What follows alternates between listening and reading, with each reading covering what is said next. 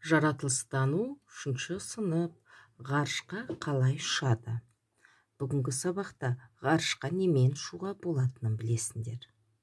Ғарышкерлердің ғарыштағы үймен танысасыңдар балалар. Сонымен қоса бүгінгі сабақта тірек сөздер, реактивті қозғалтқыш жайында ақпарат білеміз. Ұшу аппараттарына назар аударайықшы. Мына жерде бізде 5 ұшу аппаратын берген. Суреті берілген.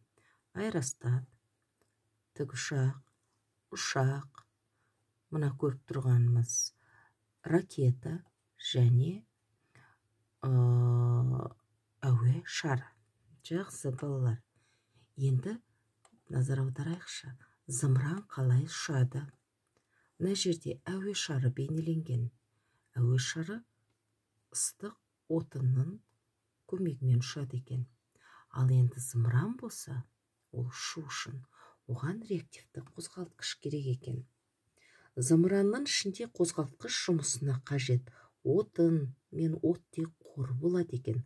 Ғалым осындай қозғалтқыштарды жасау үшін идеяны кальмарлардан, моллюскалардан үйренген екен. Олар денедегі суды сыртқа қарай қатты бүркеп шығару арқылы өз денелерін алға жылжытып отырады екен.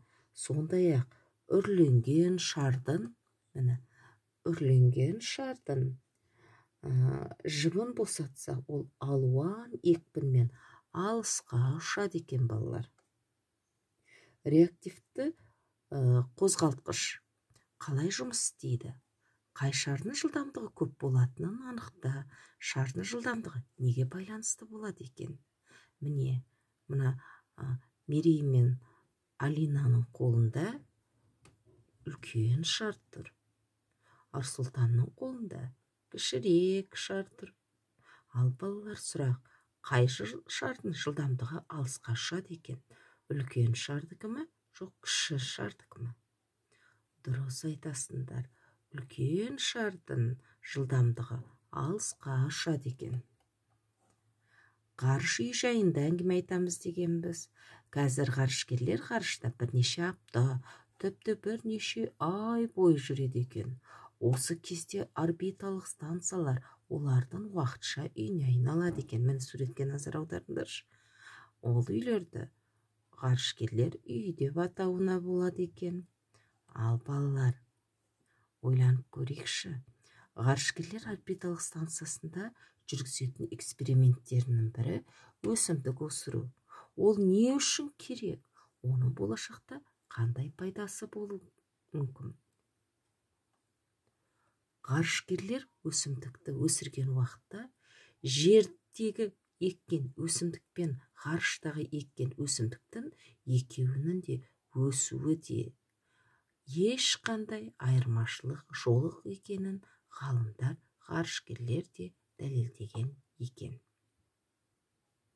Балалар, естеріне сақтаңдаршы. Ғарыш зымырандары үлкен жылдамдықпен ұшады, әрі реактивті қозғалтқыш арқылы ауасыз кеңістікте де ұша алады екен.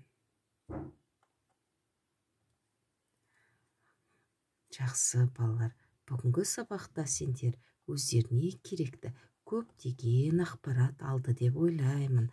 Ғарышқа қалай ұшатыны жайында білдіңдер. Ракетаның әуеге жылдам қозғалту үшін реактивті қозғалтқыш керек екенін білдіңдер. Өте жақсы балалар, бүгінгі сабақта өздеріне керекті ақпаратты алды деп ойлаймын.